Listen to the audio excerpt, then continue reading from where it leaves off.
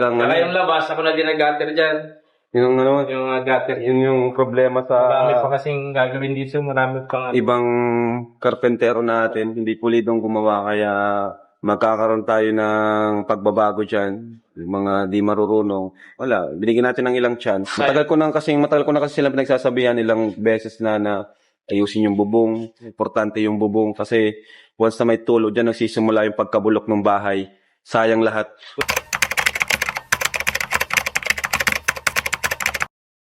So yun guys, good morning and dito muli ang inyong lingkod Batang LU and good news para sa pamilya po ni na Biancy po dahil ngayong araw mismo ngayong Miyerkules po ay uumpisahan na ni na Kuya Val ang pagre-repair sa bubong na tumutulo po and parang napakabilis po ng mga pangyayari dahil kamakailan lang ay nasa Hong Kong si Kuya Val at napag-iisipan niya na ipaparepair nga ito and last Saturday nagbayad po sila para sa yero and I think Sunday dumating ka agad and Tuesday dineliver.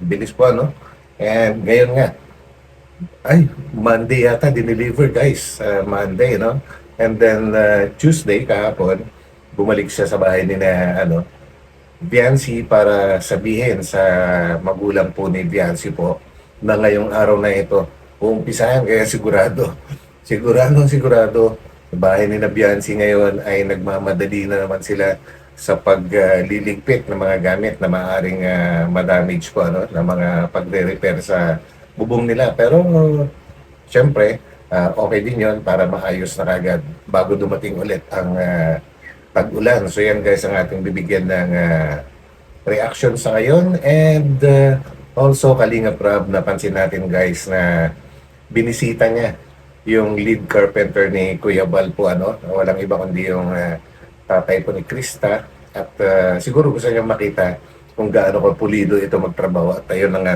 napahanga siya at yun kasi mismo ang magli-lead sa pagre-repair sa bubong po ni na Biancy. So samahan po ninyo ako guys hanggang dulo. And bago tayo tumuloy, syempre, tuloy lang natin suportahan ang buong Team Kalingap sa pangunguna ni Kuya Val Santos Matubang, Ate Edna Vlogs and Kalingap Rab. At huwag din natin kalimutan guys na pindutin ang like button. So yan po. So tara na. Cause I don't give a fuck what you say. Hey, kuya. cabinet ko yan sa ilalim po nung kitchen cabinet sa may sink. Marunong si kuya mga kahoy. Papa po ni Krista yung gumagawa dito. Kayo na rin pong gumawa dito sa loob? Yung sabihin mo yung tiles. Yung design ang kita, may ako na din. Tsaka ako na din po yun. Ganun pala si kuya. Nag-design para sa lutuan may exhaust. Oo, okay. Pero kwarto. Galing ni kuya. May talent, malinis gumawa.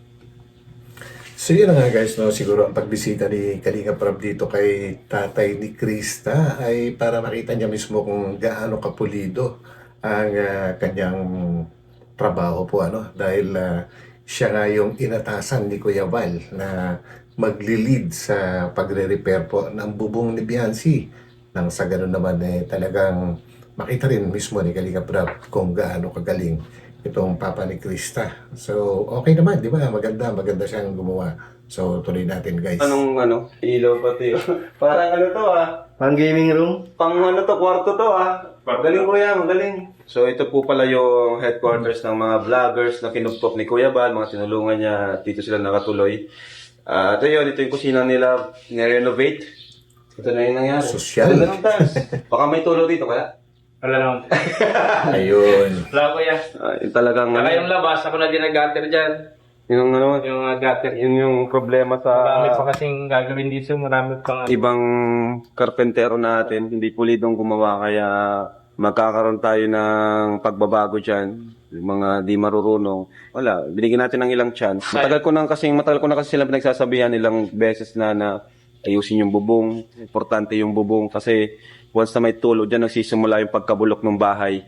Sayang lahat. Correct. Hindi ng papa ni So yun, at least si Kalinga Prab na mismo guys ang nagsalita po tungkol sa pag-aayos, pagsasaayos sa mga karpentero ng Kalingap. And of course, kailangan talaga yun. Totoo yun. Na ang bubong, napaka-importante kasi once nagka-problema ang bubong, damay-damay na lahat sa ibaba po sa loob ng bahay. So maganda itong plano ni Kalinga Prab. Napaka-talented ng family niya. Galing. Salamat din po kay Kuya Van, as kinuha ko na Kuya Van. Hi, Mocha! Yun, mukhang hindi na siya nakilala nung aso ni Kuya Val. So ito naman guys, tingnan lang natin yung kung kailan nagbayad si Kuya Val. I think nangyari ito nung last Saturday na nagpunta sila ni Kuya Miel sa isang construction supply kung saan ay doon sila umorder ng yero and kagaya ng sabi ng may-ari ng construction supply na 3 to 10 days ang hihintayin bago magawa kasi i-design pa nila, susukatan nila, pero nangyari napakabilis po guys.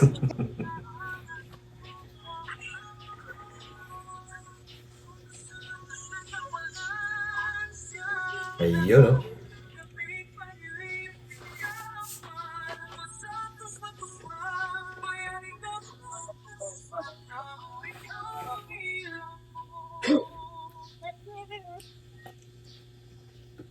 And so yun guys, talagang si Kuya Val, parang kailan lang, nung nasa Hong Kong sila, doon siya unang nagplano na ipapagawa nga yung pagpaparepair sa bubong ni na Biancy and yun na nga, at pagdating, talagang inumpisahan kaagad ang project and of course, sa tulong na rin po ito ng mga patuloy na sumusuporta at nagmamahal sa EDSI po and of course kina Biancy na kung saan sila mismo yung may-ari ng bahay ay talagang tuloy-tuloy pa rin ang suporta ng mga butihin na mga sponsors. So shout out po sa inyo lahat na mga patuloy na nagmamahal sa kanila.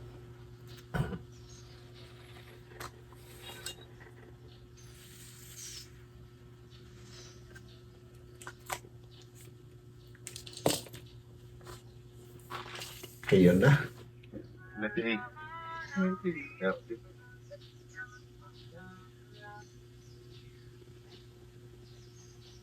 So yan po, yung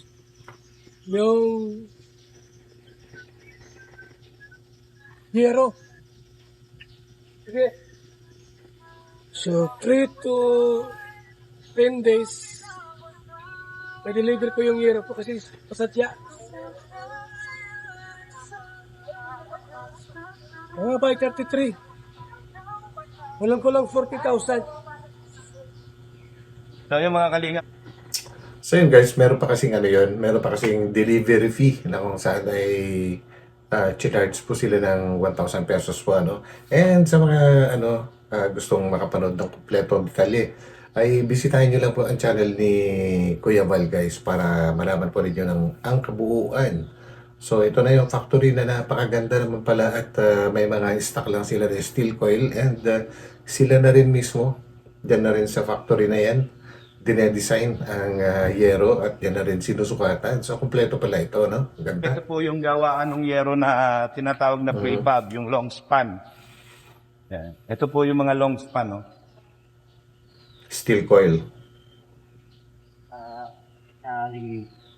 Ganito po yung kapal pa kasi wala po kaming yan yung na po, kung gawa na. Pag naulma po yan, makapal na yung... Wala kayong yung sample dito? Nabuo na. Ay, wala po. Yun wala po kaming... Ano yung standard ng 0.5? Oo, tama naman. Hindi sila pwede mag-stock ng sample ng ganong sukat kasi mga pasadya, iba-iba naman ang sukat na mga nagpapagawa, Nagpapagawa ng bubong. So yan. Ano po yun? 0.6. 0.6? Po, magiging 0.6 po. Ayun yun. So yan na kaagad guys, Lunes na Lunes, deliver na kaagad na kung saan ay sumobrang bilis dahil Saturday, umorder sila. Ang sabi ng may-ari ng construction supply ay 3 to 10 days, ay 2 days lang ay naka-deliver na po kaagad. Ito na, grabe. Haba oh. Super haba oh. Pinipasok yun sa loob. Kuya! Okay. So, ito yung kamay ni Kuya Bal, no? Mukhang nakasuot siya ng coat, naka-Americana siya. So, I think hindi ito Monday, siguro Sunday kasi siguro bago siya mag-attend ng kasal po ni na Maribel ay dyan muna, inasikwaso muna yung delivery. So, malamang Sunday, kinabukasan lang pala. Napakabilis. Lagay sa loob. Abanti pa! Haba. Bakit?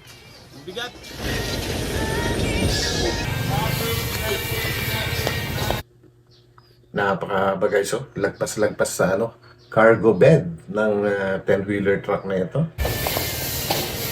Haba no?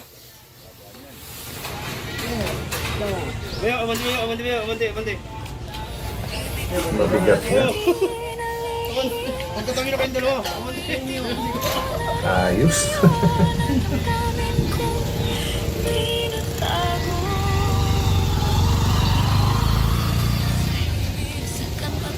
Ilang mga halaman ay tabi?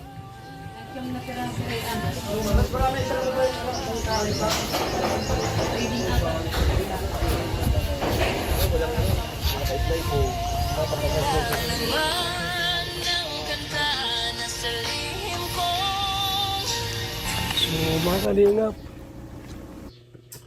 So, yun nga guys, no, Monday nag-deliver. So, ito namang video na ito kukunin natin, gagamitin natin ngayon. Hiramin natin kay Kuya Val ay nangyari po ito kahapon, Martes. At ang sabi nga, kaya bumalik si Kuya Val dyan, dahil ngayong araw na ito mismo, ngayon, Miyerkules, ay uumpisahan na aayusin yung bubong po ni Bianci. Grabe, siguro natataranta na naman yung mga magulang ni Bianci. Siyempre, ang daming ililigpit diyan. Daming aayusin. Unang-una na po yung mga laman ng kwarto sa itaas, no? Baka bumagsak yung kisame or baka matapakan. Siyempre, kailangan itabi lahat yung alisin lahat yung mga nasa kwarto ni Bianci. And of course, sa kapatid po niya, para maging safety at hindi ma-damage. And of course, para hindi madumihan. So yan, mabilis talaga. Bukas gagawin. Miyerkules, March 4 ang bubong nila Bianci. Ngayon na mismo yun, guys. Wednesday. Sabihin ko lang po sa kanila na bukas ay may gagawa dito. Yan. Okay. Ayun guys, no, napakaswerte talaga ng mga beneficiaries ng Team Kalingap dahil todo-todo suporta ng Kalingap sa kanila po. And of course, yung mga napapanggit po natin na mga solid na sponsors na talagang namang laging nakahanda na tumulong po para sa mga problema. And talagang I think napaka-importante na magiging maayos palagi itong bahay ni Bianci kasi ito yung pinakauna na malaki na bahay po na naitayo po ng Team Kalingap kasama siyempre mga sponsors po kumbaga parang isang parang isang trophy na pwedeng talagang hindi talagang pwedeng pang display talaga pagmamalaki. Kailangan maalagaan talaga to. Swerte ni Bianci rito, guys. Ingero. Sitiko. Ingero. Haba niyan.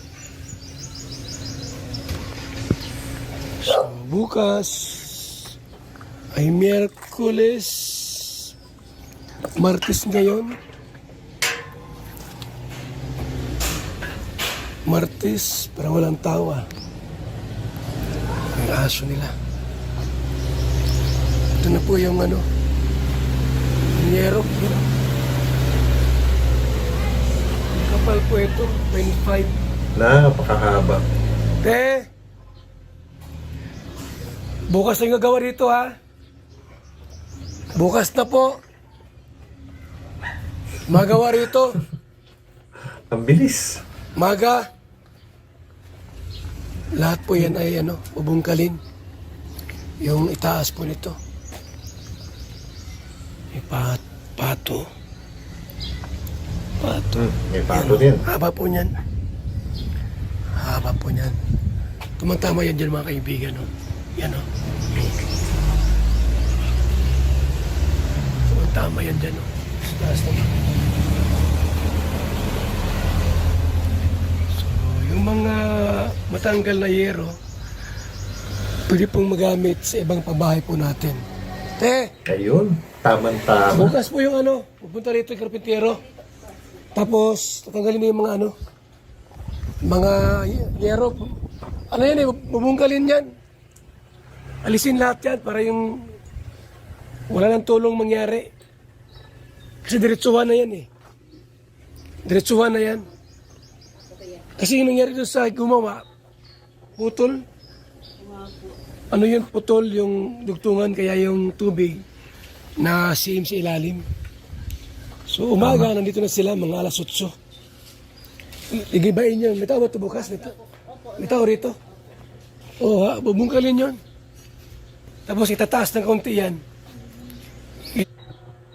So yun, itataas. So ibig sabihin na talagang kakalkalin po yung buong process po. Kasi as of now, wala po ako nakikita materyales na gagamitin para sa bagong process. Kung hindi na nila gagalawin yung original, kumbaga gagawa sila ng panibagong process para gagawa po ng ng mas malaki yung slope. So kailangan ng bagong process. Ngayon, siguro, correct me if I'm wrong, siguro kung may makakapanood man dito sa video na ito ngayon na ginagawa natin na expert sa mga bubong. So pwede rin po siguro na yung buong original na process ay tatanggalin. Kasi buo naman po yun at iaangat lang yung isang side and then lalagyan ng mga ng mga tukod na panibago para umangat. So pwede rin pala yun, no? Mas mabilis nga naman kaysa gagawa ng panibagong process, syempre. Pagka gagawa ka ng panibagong process, tatanggalin yung mga yero, tapos mag-welding na naman. So, matagal nga yun. Galing din ng Pero, I think, I'm just hoping na tama yung pag-a-analyze ko, no? So, comment down lang po sa mga magagaling dyan na makakapanood dito po, At yun, maaaring ganun. Iaangat lang yung isang side. Bubungkalin muna. Iaangat, then panibagong mga support lang ang ilalagay sa baga paikot. So, mas mabilis nga naman. So, yun, comment down. Tataas yan. Para mas angat siya. Para yung tubig, diretso na. Tinan mo yung kay Dr. Labo. Wala po sa mm dyan ay. Nasa sila? Nasa Naga po yata. Nasa Naga. Okay. So yun, mula si Dr. Lab. And guys, napansin ko lang, mga bagong nagpapagawa ng bahay ngayon, parang nauuso na talaga yung ganyang design ngayon. Kumbaga, isang buo lang. Wala na yung mga maraming ganun-ganun na mga bubong dati. Isang design na lang. And nakita ko yung pinapagawa po ni Roel of Malalag, yung pamangkin po ni Kuya Val, na vlogger din, at nagpapagawa siya ng bahay para sa kanyang mga magulang po, doon sa Davao, sa probinsya mismo nila. Ganun-ganun din. Parehong-pareho lang. Sa bubong ni Biancy yung design, and almost the same nga po yung design ng bahay na napakalaki din. Kanya nga lang, maganda talaga yung slope ng bahay ni Roel of Malalag, kasi talagang alam na nila yun na kaagad nila yun na itaas talaga. Yung saktuhan lang naman, at least mga 25, 30, mga 30 degrees siguro. Okay na yun. So yan guys, so sa mga expert dyan na makakapanood, pa-comment na lang po, tama ba yung pag-a-analyze ko na buong process yung igaganon lang, iaangat lang para magkaroon ng mas malaking slope. So yan guys, so hanggang dito na lang ulit and maraming salamat sa inyong pagtitiyaga po na patuloy na sumusuporta sa aking munting channel. So yan, God bless po sa lahat. Ito muli ang inyong likod, Batang LU. Magkita-kita po tayo ulit sa aking susunod na upload. So bye-bye po muna. Bye.